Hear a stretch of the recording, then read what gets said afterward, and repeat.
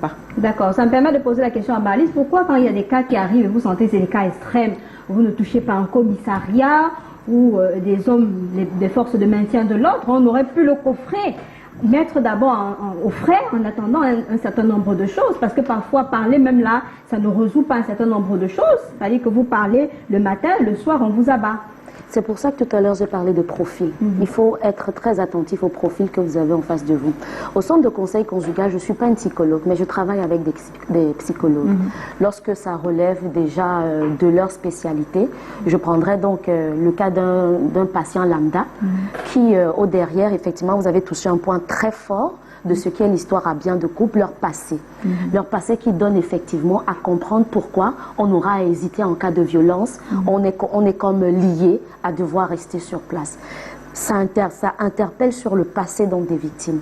Et à ce moment, d'un patient à l'autre, il a le droit de vous dire un oui ou un non, quitte à solliciter un autre spécialiste. Mais vous pouvez anticiper. Je peux bien anticiper. Parce que quand quelqu'un arrive que je n'en peux plus, on me bat, je ne peux plus. Là où on se trompe souvent, vous n'êtes pas conscient jusqu'où quelqu'un peut vous dire je n'en peux plus, mais il refuse et se braque de recevoir de l'aide.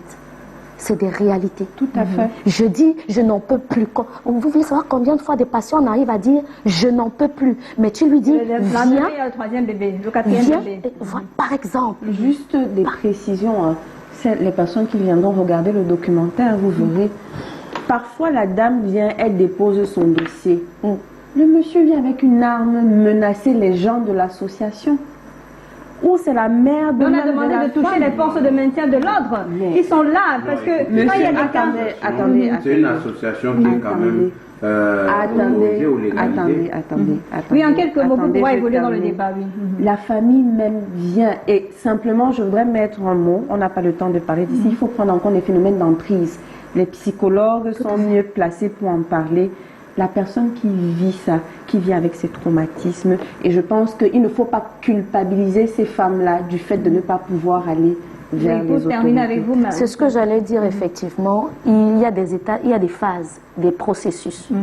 Il y a comment je vais dire ça, la situation se veut évolutive. C'est-à-dire que un patient que tu vas prendre au départ, lorsqu'il vient se plaindre du n'en peut plus, etc., c'est la suite des événements qui va te donner de savoir jusqu'où la volonté est soit contrainte ou soit active à vouloir changer cette situation-là. Et rassure-toi, d'un patient à l'autre, d'aucuns vont dire je n'en peux plus, mais son n'en peut plus là, c'est juste pour que toi tu trouves la solution pour qu'elle reste où elle est. C'est un peu ça le drame. Et chaque jour on te dit je vais te taper, je vais t'enterrer, je vais te tuer. Comment je peux faire pour qu'il ne me tape pas? Chaque jour. Voilà les répliques de plusieurs patients. Comment je peux faire pour qu'il arrête de me taper? C'est pas ça la question. Et lorsque vous venez donc en face du patient, vous vous rendez compte qu'effectivement, que votre seul conseil ne sera pas en mesure d'aider. Parce que je tiens à faire un très grand distinguo. Le conseiller conjugal et familial n'est pas celui-là qui viendra vous dire fais comme ça, fais comme ça, fais comme ça. Vous venez lui donner la peinture de ce que vous ressentez. Il y a ce que j'appellerais les codes.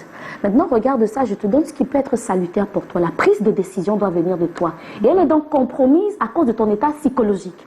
C'est ce que beaucoup de personnes... Et voici un psychologue sur le plateau. Pourquoi est-ce que, Nadège, ces femmes qui se retrouvent dans ces situations-là n'arrivent pas à sortir? C'est-à-dire qu'elles crient, elles pleurent ou elles décident, mais quand on dit « Ok, on engage la procédure », non. Elle se renferme. Non. Est-ce qu'elle est sous l'emprise de ces bourreaux-là? Est-ce qu'on peut expliquer ça sur le plan